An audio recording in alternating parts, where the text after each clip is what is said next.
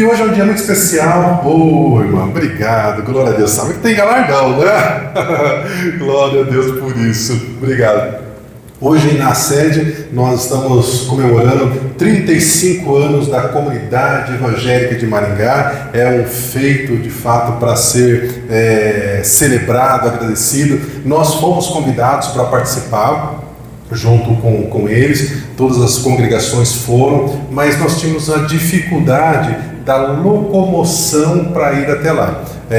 A sede até se dispôs a emprestar a Kombi, mas não daria para levar todo mundo numa única vez, teria que levar em 2, 3 vezes, e a ida até que tudo bem, é tranquilo. O problema seria a volta, porque como é um culto especial, vai terminar um pouquinho mais tarde, e da sede até aqui é mais ou menos uns 15 minutos. Então 15 minutos para vir, mais 15 minutos para voltar, são meia hora. Então a primeira turma que fosse voltar, tranquilo, não ia ter problema. Mas a segunda turma ia ficar bem brava, porque ia ficar na porta da igreja e talvez teria uma terceira turma, né?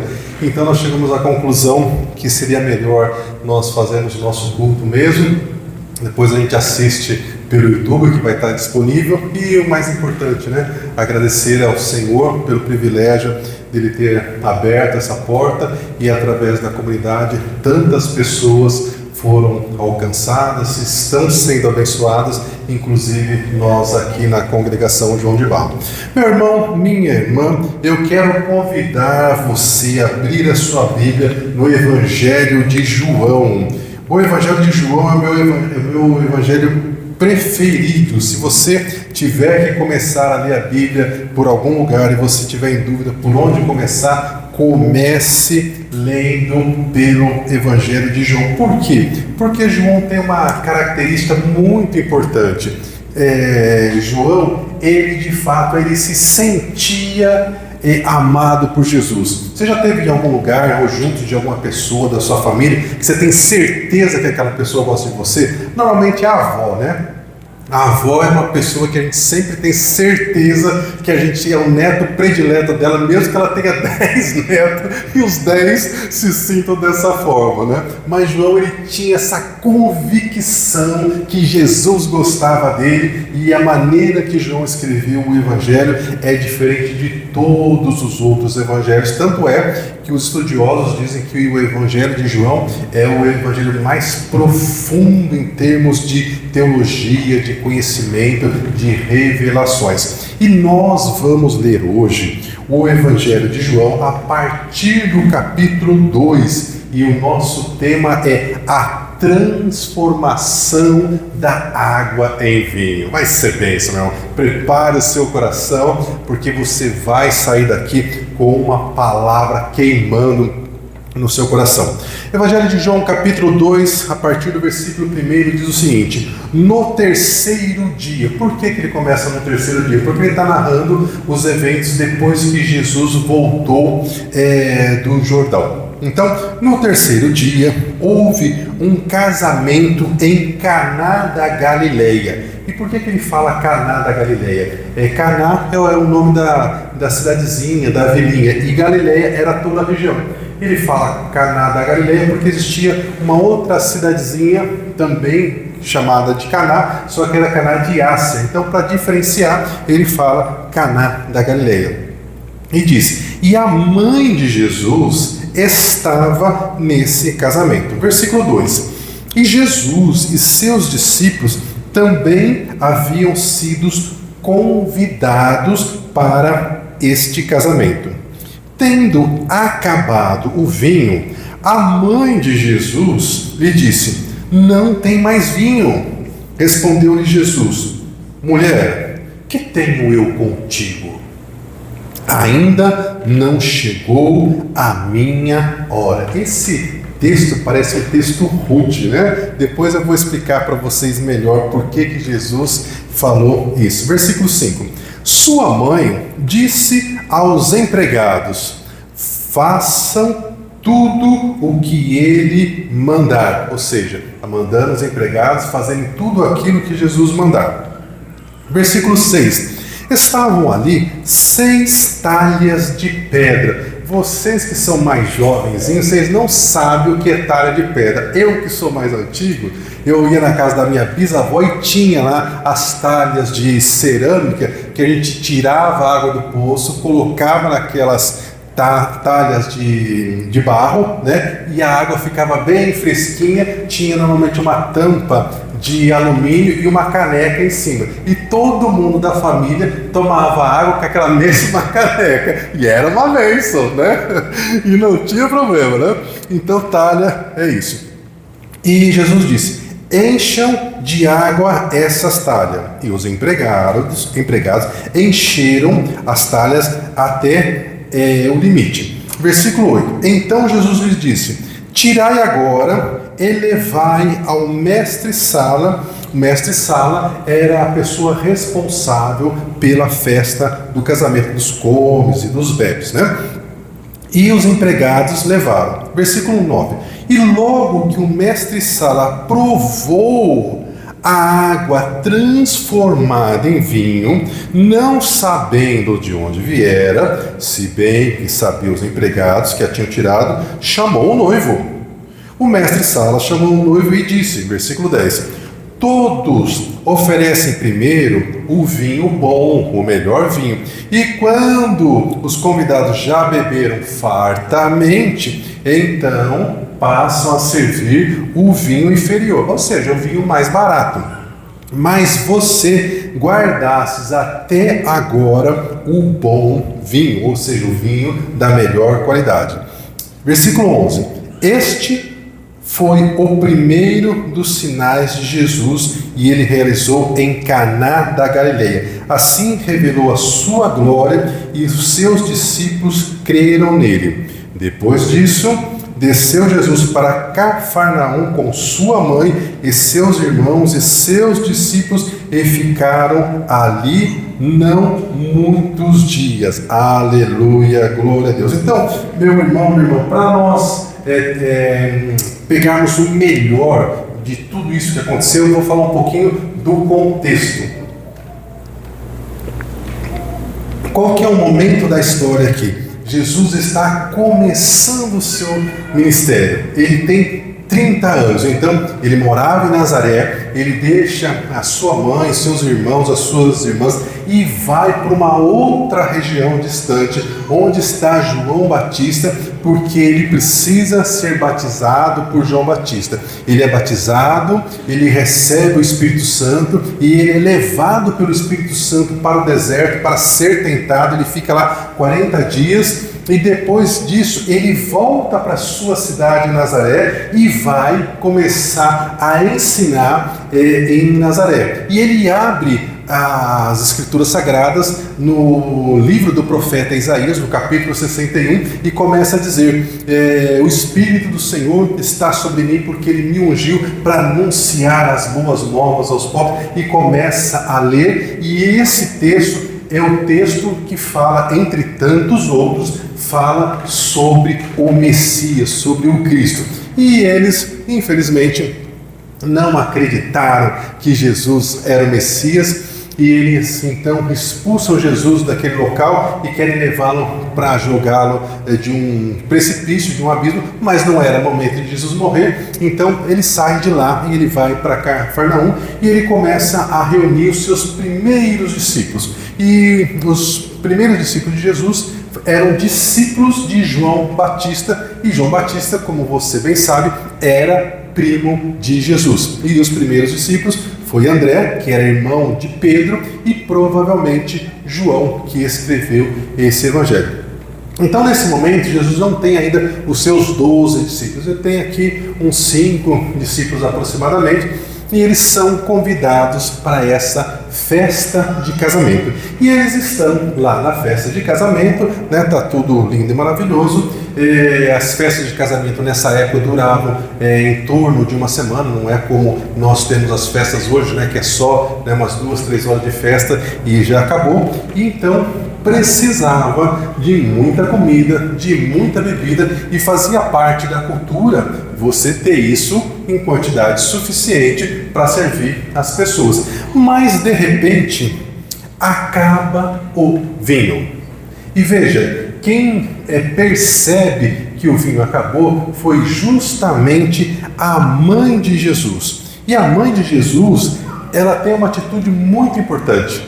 A gente pode aprender muito com Maria sobre isso, porque ela viu um problema e ao invés dela sair falando para os outros sobre o problema, fofocando sobre o problema, olha, você não sabe, acabou o vinho, não está nem no meio da festa ainda. O texto não fala quantos dias eram, né? Mas estou aqui deduzindo, né? Não está nem no meio da festa ainda, onde já se viu, que absurdo, que falta de consideração com os convidados. Não, ela não faz isso. O que ela faz? Ela vai falar com quem pode resolver o problema. E é isso que eu e você precisamos fazer, porque o que não falta na nossa vida é problema, não é verdade? Então nós precisamos falar com quem pode resolver o nosso problema. E é Jesus. Então, isso significa que a gente precisa falar mais com Jesus e menos com as pessoas. Que se a gente falasse 10% com Jesus daquilo que a gente fala com todo mundo ao longo do dia, nossa, a nossa comunhão com o Senhor ia estar muito melhor. E uma outra coisa importante é que a gente precisa saber quem é que a gente convida para a nossa casa, para a nossa família. Porque esses noivos, eles convidaram Maria e convidaram Jesus. Você precisa convidar as pessoas certas para estar próximo de você. Em Marcos, no capítulo 2, a gente tem um outro exemplo de como uma amizade pode ser boa ou destrutiva. Porque tem amizade que só leva para o mau caminho, só influencia para fazer aquilo que não presta, aquilo que não deve. Agora, em Marcos, no capítulo 2, conta a história de 4 amigos que tinham um amigo que era paralítico. E eles ficaram sabendo que Jesus fazia milagres. O que eles fizeram? Pegaram esse amigo que era paralítico e levaram até Jesus. Não conseguiram entrar. O que eles fizeram? Subiram na casa, tiraram o telhado e desceram o homem para que Jesus curasse ele. E a Bíblia fala que Jesus viu a fé deles, dos amigos. Não foi nem a fé do paralítico. Porque o paralítico estava naquela situação, né? Para onde levasse ele ia, né? Porque não tinha muito o que fazer, né? Ele não conseguia se locomover. Mas Jesus, vendo a fé deles, curou o paralítico. Aí, nós entramos na sequência, naquele texto que parece um texto muito duro, em que Maria vai falar com o Senhor Jesus e Jesus diz: mulher, que tenho eu contigo? Parece um texto duro, né? Mas na tradução, né, como vocês sabem, a Bíblia não foi escrita em português, foi escrita em grego e foi traduzido. Então, esse texto no original, essa palavra mulher, é equivalente no nosso português à palavra senhora. Então, percebe que ele já não está sendo rude, né? Ele está sendo respeitoso, dizendo: senhora, o que eu tenho contigo? E aí eu vou entrar numa coisa que você que é mãe vai entender, né? Você sabe que, como mãe, você conhece cada um dos seus filhos, não é verdade? Quem conhece aqui seus filhos? Pois é, toda mãe conhece seu filho. Eu, quando morava em São Paulo, uma vez eu vi uma propaganda no rádio que falava sobre essa questão, né? Então, eles simulavam lá numa propagandinha do rádio lá, um adolescente que ia até a diretoria da escola dizendo que estava com muita dor de cabeça, que não estava conseguindo nem pensar, que era para ligar para a mãe dele, ir buscar porque ele precisava ir embora. E aí, né, na propagandinha do rádio, a diretora ligava e falava assim: olha, fulano de tal, é a mãe do Joaquim, né? Olha, eu estou ligando porque o Joaquim está com muita dor de cabeça, ele não tá bem, está com uma expressão ruim aqui, e eu estou ligando para a senhora porque acho que era bom a senhora vir buscá-lo. E aí a mãe falava assim, isso tudo na propagandinha do rádio: ele está aí, meu filho está aí do lado da senhora? Tá, ele está assim, deixa eu falar com ele então. A mãe por telefone falava mais ou menos assim: menino, negócio é o seguinte, eu sei que você está mentindo, então você resolva logo esse negócio, fala para a diretora que você já melhorou, volta para a sala de aula, assiste às aulas, porque se você fizer eu te buscar e eu ver que isso é mentira, o negócio vai ficar ruim do seu lado. E aí o menino assim: ah, tá bom, mãe, tá bom. Aí desligava, aí vinha a voz do menino na propaganda e falava assim: olha, diretora, sabe, eu conversei com a minha mãe, já estou me sentindo bem, eu acho que eu não preciso ir embora mais, né? E aí a propaganda falava, né, sobre essa questão de que a mãe conhece os seus filhos. Então o que eu penso? Veja, irmãos, Maria não é qualquer pessoa, né? Não vou aqui fazer que nem os católicos, né? Colocá-la num pedestal, né? Mas Maria é uma mulher bem-aventurada. Ela recebeu a visita do anjo Gabriel. Ela recebeu a informação que ela foi escolhida pelo Senhor para gerar do Espírito Santo. Então, o que eu imagino? Que Maria estava, né, atenta que já que Jesus saiu de casa, foi ser batizado pelo João Batista, tinha ido para o deserto, ela sabia que ia começar a acontecer as coisas. E eu não sei vocês, né, mas eu creio que, como toda boa mãe, toda vez que o seu filho, quando era criança, fazia alguma coisa, ou mesmo agora de adulto, quando ele faz alguma coisa, você é a primeira lá, tá torcendo, aplaudindo, aquela coisa toda, né? Em casa, os meus filhos, quando tem alguma coisa que os pais são convidados, eles já fazem a recomendação para a mãe: mãe, pelo amor de Deus, se controla, né? Não vai fazer a gente pagar mico lá, né? Aplaudir, ficar de pé, aquelas coisas lá todas. Então, o que eu imagino? Porque João, ele foi inspirado pelo Senhor para escrever o Evangelho, mas ele não é escritor profissional, ele não anunciou, né? Não escreveu lá os detalhes do que aconteceu nesse momento, dizendo, e quando então Maria disse para Jesus que tinha acabado o vinho, Jesus franziu a testa, ficou de mau humor e disse, né, eu não tenho nada a ver com isso. Não foi isso, né? O texto ele é muito seco, então a gente não consegue entender. Então eu estou fazendo aqui uma interpretação pensando na boa relação que Jesus tinha com a sua mãe, né? Então, sabendo que ele iria fazer algo que nunca tinha acontecido antes na vida e que a mãe dele ia ficar muito feliz e ia dizer para todo mundo, é meu filho, é meu filho, é meu filho, não, porque isso é coisa natural da mãe. Então, eu imagino, eu tenho para mim que Jesus, antes, né, de começar o casamento, já avisou a mãe, falou assim, olha, né, vai ter uma intervenção durante o casamento, mas a senhora se controle, porque, né, a gente tem que exaltar Deus, glorificar Deus. E penso que foi por conta disso que, quando acaba o vinho, ela vai direto falar com Jesus. E aí eu penso que nessa relação amorosa de Jesus com sua mãe, quando ela fala, acabou o vinho, ela está dizendo, eu já sei, já descobri que é o vinho que vai acontecer, que vai surgir algo de milagre, porque o vinho não pode acabar, né? E Jesus então dá essa resposta, senhora, o que eu tenho contigo? Que em outra tradução quer dizer, senhora, o que eu tenho a ver com isso? Não tem nada a ver com o vinho da festa, né? E ela, vocês percebam que ela não se abala. E pelo fato dela não se abalar, eu imagino que Jesus está dando aqui uma resposta daquela assim de filho para mãe mesmo, né? Olha, eu não tenho nada a ver com isso, tipo assim, não vou fazer nada, né? Mas isso não é comigo, né? Mas ela sabe que ele se importava e que ele iria fazer alguma coisa, porque provavelmente ele já tinha anunciado. Então ela não se importa com a resposta dele. E ela, pelo contrário, ela dá ordem para os empregados, né? Ela fala para os empregados, ó, façam tudo o que ele mandar. Eu não sei o que ele vai fazer, mas façam tudo o que ele mandar, porque alguma coisa vai acontecer. E Jesus não retruca, porque ele, evidentemente, sabia que ele ia fazer, muito provavelmente, como eu disse antes, ele deve ter anunciado antes para a mãe que isso iria acontecer. E aí, então, Jesus manda os empregados encherem aquelas talhas de água até a boca. Essas talhas de água eram 6 talhas de água, e aí é muito interessante o número 6, porque o número 7 fala da perfeição, que apontam para Deus, e o número 6 é o número de homem, número de imperfeição. Foi no 6º dia que o homem caiu, o número da besta é 666, mas a gente não vai entrar nisso agora. O fato é que cada uma daquelas talhas, e eram 6 talhas, elas cabiam de 80 a 120 litros, então vamos ficar numa média de mais ou menos 100 litros. Os empregados devem ter pensado, mas peraí,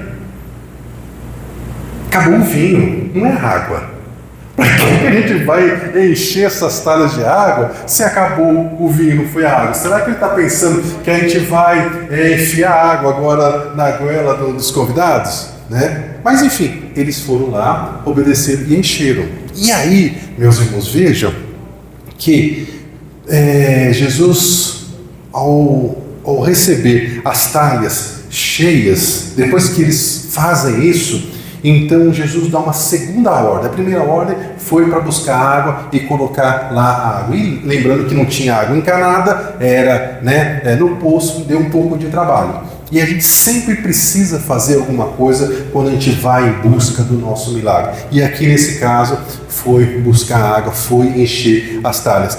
E aí então o Senhor Jesus dá a segunda ordem, que foi: tire um pouco agora da água e leve até o mestre-sala, que era o responsável. Então, muitos estudiosos dizem que o milagre da transformação da água em vinho provavelmente aconteceu nesse trajeto em que o empregado pegou um pouco de água lá dessas talhas e levou, provavelmente numa caneca de barro, que é o que eles tinham, para o mestre-sala para experimentar. E eu fico imaginando de novo o empregado que levou esse copo de água para o mestre-sala, pensando: mas meu Deus do céu, mas acabou o vinho, por que ele quer que a gente leve água para o mestre-sala experimentar? Que caramba que eu vou passar quando o mestre-sala perguntar o que eu estou fazendo com aquele copo de água, e eu vou dizer para ele que é para ele experimentar aquilo? Ele vai falar que eu sou doido. Mas que curioso, o empregado decidiu obedecer, e ele foi lá e levou, provavelmente a caneca de barro com água para o mestre-sala. O mestre-sala bebeu e o empregado ficou esperando a reação. E a reação do mestre-sala foi surpreendente, a ponto dele pegar e chamar o noivo para a festa e falar assim: gente, o negócio é o seguinte, toda festa de casamento vocês sabem, primeiro os noivos servem o vinho melhor, o vinho mais caro. Depois que a turma já bebeu bastante, já não está com o paladar como precisa, serve o vinho mais barato. Mas você não, você serviu um melhor vinho agora. E aí então, vem a história. Da onde veio esse vinho? Porque o noivo sabia que ele não tinha comprado aquele vinho, e talvez tenha sido vinho branco, já que a água é transparente, talvez tenha sido vinho branco, ou não, pode ser que no trajeto tenha se transformado em vinho vermelho. Não importa a cor do vinho, o que importa foi o milagre que aconteceu. Agora, pensa comigo uma coisa, meu irmão, minha irmã. Esse é o primeiro milagre de Jesus.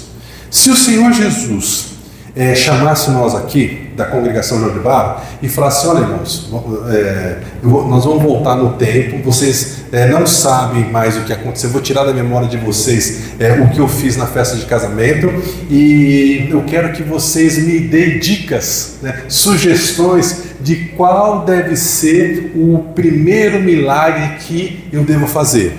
Eu não sei você, mas eu ia pensar numa coisa assim: olha, o primeiro milagre que você tem que fazer é curar uma pessoa cega de nascença.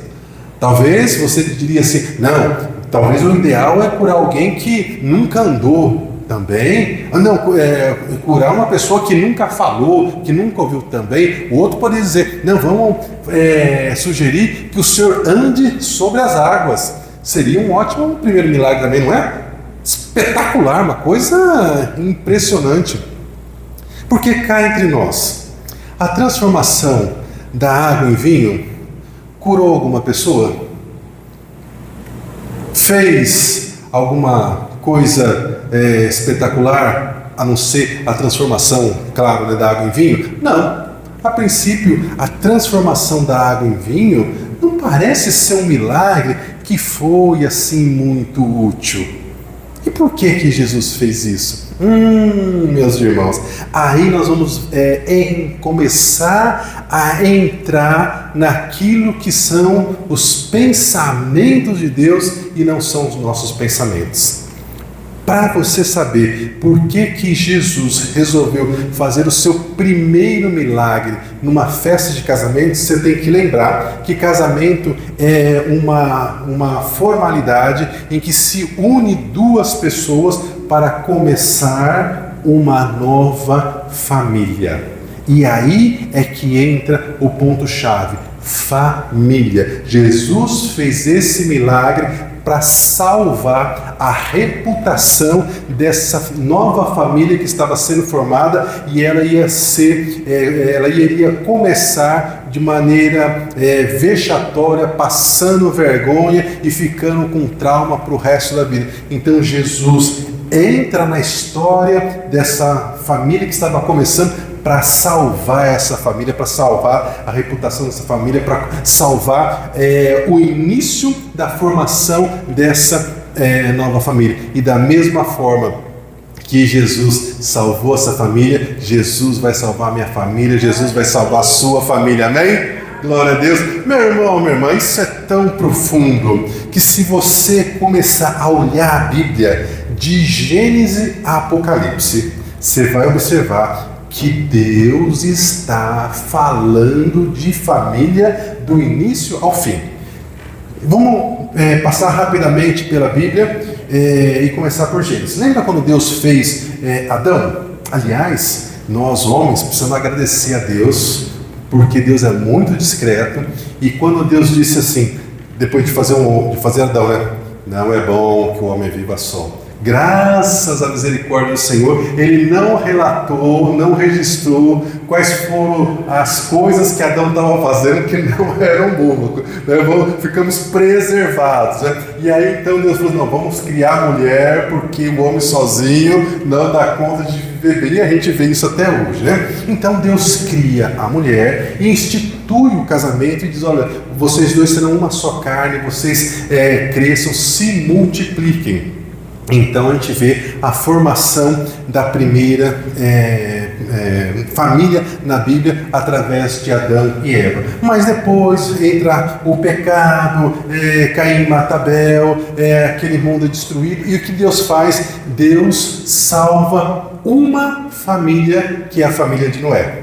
Lembra disso? Então todo o mundo é destruído, mas uma família é destruída. Não é apenas um homem, não é apenas uma mulher, não é apenas um casal. É uma família. E depois Deus faz uma promessa para Abraão. E aí para Abraão ele diz, em ti, Abraão, serão benditas todas as famílias da terra. De novo, não é todas as pessoas da terra. Em ti serão benditas todas as famílias. E o apóstolo Paulo, né, traz aquela palavra para a gente de Atos, dizendo, né, creia no Senhor Jesus e será salvo tu e a tua casa. Ou seja, você e a sua família. Então, meus irmãos, o plano de Deus é salvar as famílias, não é salvar apenas as pessoas. Agora,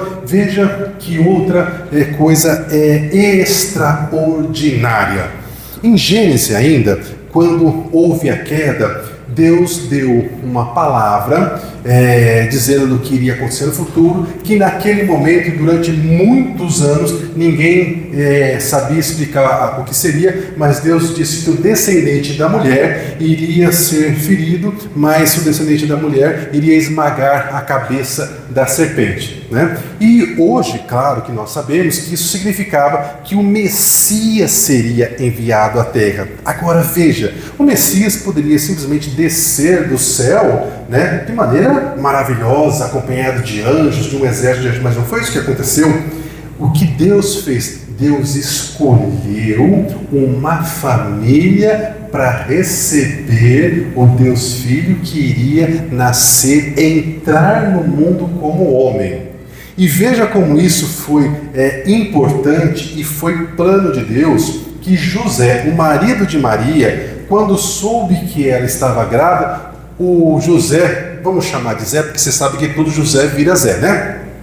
O Zé, quando ficou sabendo que a Maria estava grávida, o Zé pensou em dar no pé, porque qual que era a situação? Maria recebeu a visita do anjo Gabriel, né, que ela iria engravidar, ela viaja para uma outra cidade para ir falar com Isabel, e ela fica lá 3 longos meses. E quando ela volta e aí ela conta para o Zé que estava grávida. E muito provavelmente, né, foi por conta disso que o José falou, não, vou embora. E aí Deus, né, dá um sonho para José, dizendo que não era para ele se separar de Maria, porque Maria não tinha colocado chifre nele, né, e que era gerado pelo Espírito Santo. E é por isso que muitos estudiosos explicam que quando tem o censo e vai ter o nascimento de Jesus, ninguém dos parentes de José queriam receber Maria nas suas casas, porque as hospedarias estarem lotadas,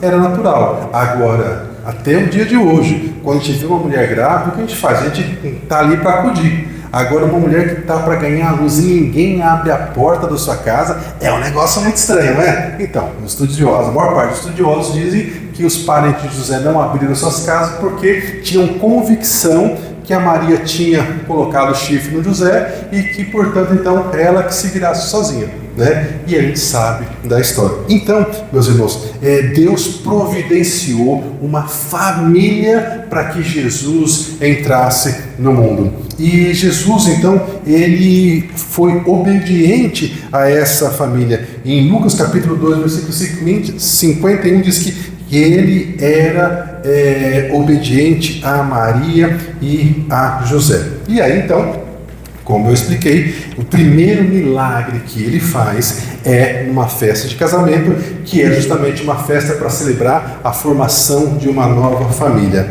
Quando Jesus estava na cruz, já morrendo, antes de morrer, ele tem a preocupação com a sua mãe, porque José já tinha morrido, o seu pai adotivo, e ele entrega a sua mãe aos cuidados do apóstolo João. Então, nós vimos que o Senhor está sempre preocupado com a sua família. Mas nós também dizemos que a igreja é o corpo de Cristo, na verdade, que é a noiva do Senhor.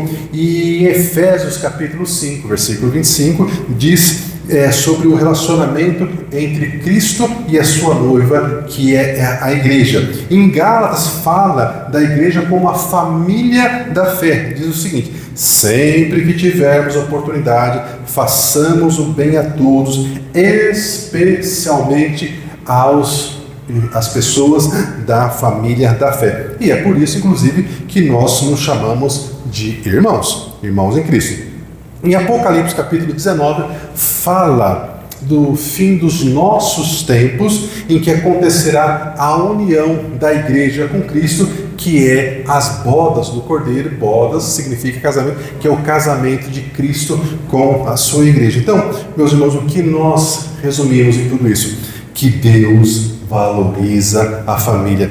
Desde a criação em Gênesis até a redenção, a família ocupa um lugar de destaque nos planos de Deus. E é por isso que você vai entender por que mesmo você sendo uma pessoa simples, mesmo eu sendo uma pessoa simples, por que na minha família, por que na sua família vocês sofrem tantos ataques de tantos os lados. Mas se a gente não é importante, se a gente não é famoso, se a gente não é nada, por que a gente sofre tantos ataques? Porque nós não somos importantes aos olhos dos homens, das pessoas, mas no mundo espiritual, que é o que conta, que é o lugar importante, nós somos importantes demais, porque nós fomos lavados e remidos pelo sangue de Jesus, e nós vamos viver eternamente com o Senhor. E Apocalipse revela que nós seremos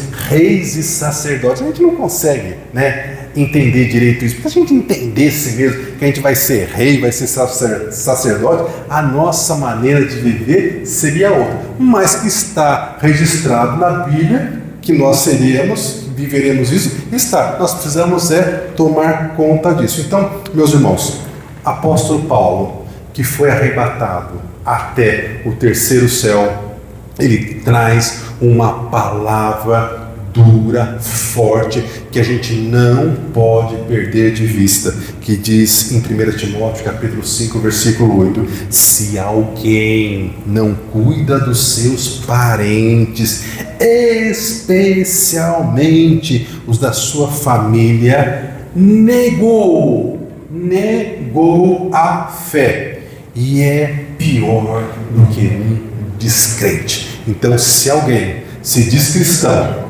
mas não valoriza a sua família, não cuida da sua família, essa pessoa, ela só está convencida que ela é uma pessoa cristã.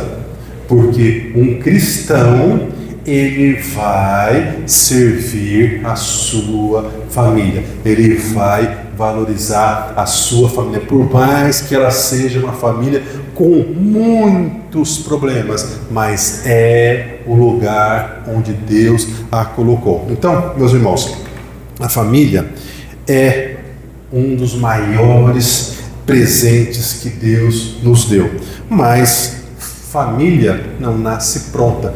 Bom seria se toda vez que ocorre um casamento, nascesse ali uma família perfeita. Não existe família perfeita, porque nós não somos perfeitos. Então, por nós não sermos perfeitos, pelas famílias não nascerem prontas, essas famílias, elas precisam ser construídas de que forma? Com amor, com paciência, muita paciência, mais um pouco de paciência, dedicação, esforço, renúncia. Principalmente as mães, né? Quantas renúncias fazem, sacrifício, então, meu Deus, misericórdia. E sempre vai existir dias difíceis. Vai haver frustração dentro da família, vai ter momentos de decepção na família.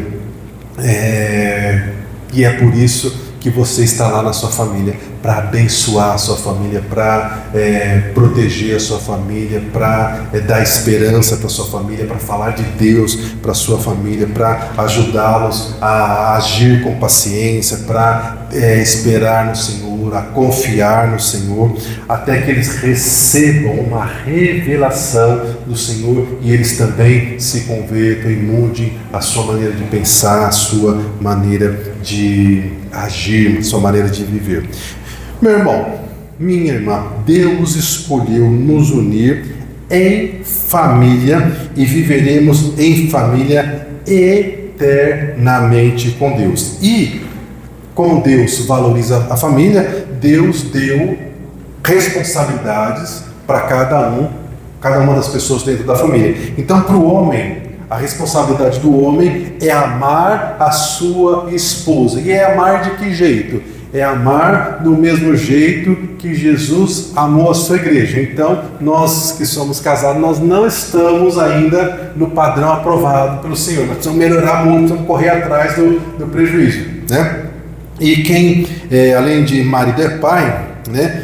Tem que ser provedor, tem que ser protetor, tem que educar os seus filhos, tem que ensinar sobre os caminhos do Senhor e, principalmente, precisa ser exemplo para os filhos. E aí, meu irmão, é aquela situação, né?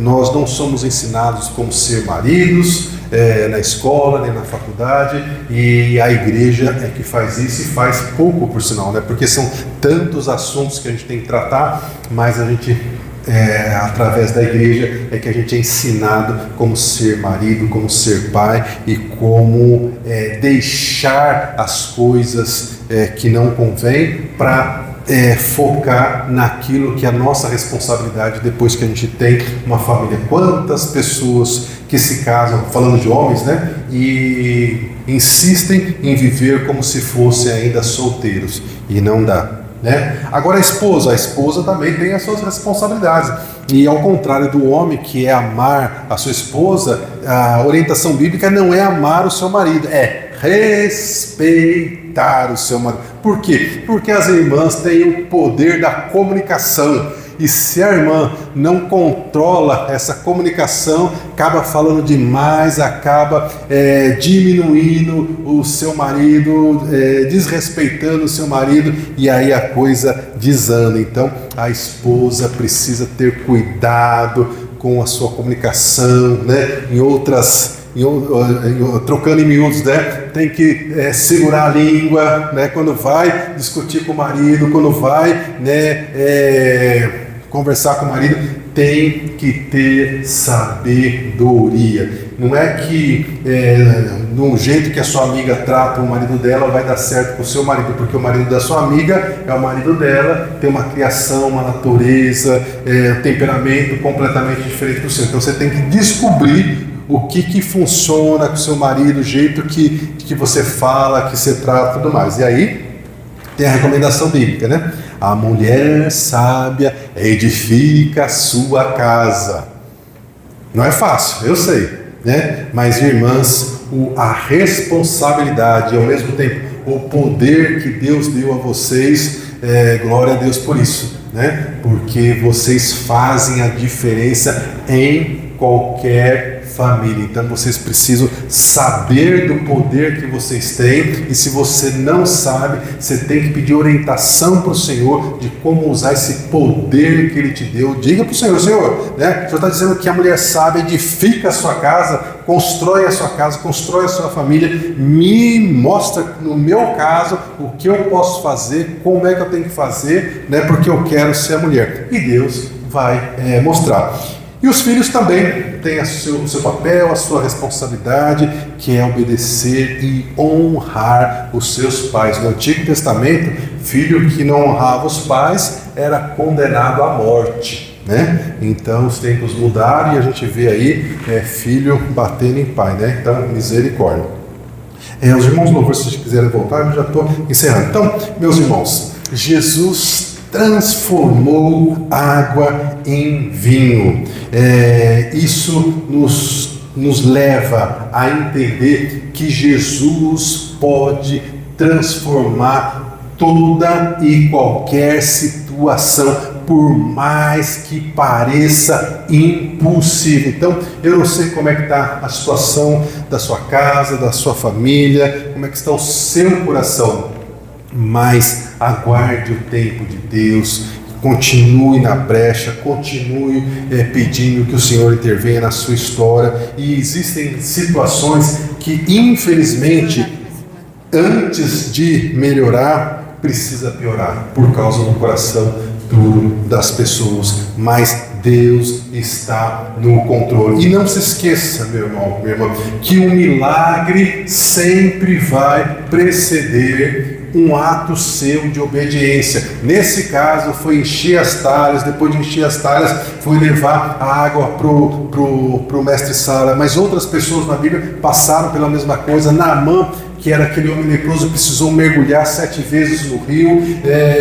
O homem que era cego, Jesus fez um milagre que era completamente improvável, que é cuspir no chão, fazer barro com aquela saliva, com aquele lodo, passou no olho do homem cego e ainda falou para ele: vai se lavar no tanque de Siloé. Então nós sempre vamos ter que fazer a nossa parte também. E às vezes nós não queremos fazer a nossa parte, nós queremos ver o vinho transformado, mas nós não queremos encher os potes sobre as águas de águas. Nós queremos andar sobre as águas, mas nós temos medo do vento e da tempestade. Mas nós precisamos fazer como aqueles empregados que seguiram a orientação de Maria, que disse: façam tudo o que Jesus mandar. Que você saia daqui hoje com essa palavra no seu coração: eu vou fazer tudo aquilo que o Senhor Jesus me mandar. Porque para ter milagre tem que obedecer. Comece com o que você tem, seja talvez com um pouco de água ou com um pouco de azeite, como foi o caso da viúva, mas tenha convicção no seu coração que a conversão da sua casa, da sua família vai acontecer, mas vai acontecer no tempo de Deus, do jeito de Deus. Não queira dizer para o Senhor como é que você quer que Ele faça um milagre na sua casa, porque talvez na sua casa Ele vai fazer um milagre que ainda não aconteceu, algo extraordinário. Agora, o que você precisa saber é que Deus é um Deus criador, que transforma água em vinho. E as pessoas na sua casa terão uma mudança tão grande, uma transformação tão grande, que os vizinhos, as pessoas que conhecem vão dizer: esse aí mudou da água para o vinho e mudou para melhor, amém? Porque o vinho que Jesus transformou era o da melhor qualidade, e as pessoas da sua casa serão as pessoas da melhor qualidade possível, porque elas vão receber o Senhor Jesus, amém? Então eu quero convidar você a se levantar e vamos orar juntos, vamos louvar ao Senhor. Toma o teu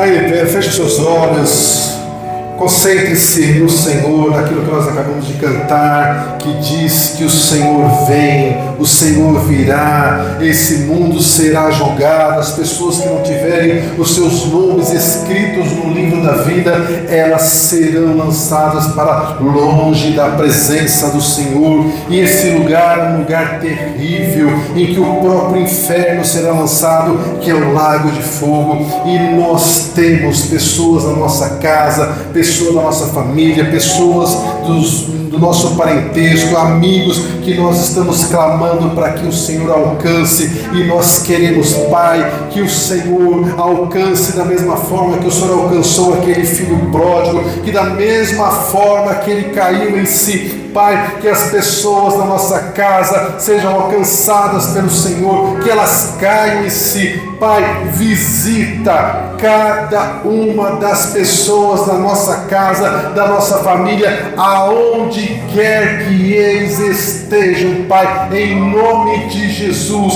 Aquele que está nos lugares errados nesse momento, aquele que está na prisão, aquele que está na farra, aquele que está traindo a esposa, aquele que está usando drogas, Pai, em nome de Jesus, não importa o lugar, não importa as pessoas, não importa as circunstâncias, aquele que está sozinho, abatido, deprimido, oh Pai, que a tua alegria nos invada, que a tua presença esteja naquele lugar, que eles se questione o que eles estão fazendo com a vida deles. E Senhor, nós exercemos autoridade no nome de Jesus, o nosso Salvador.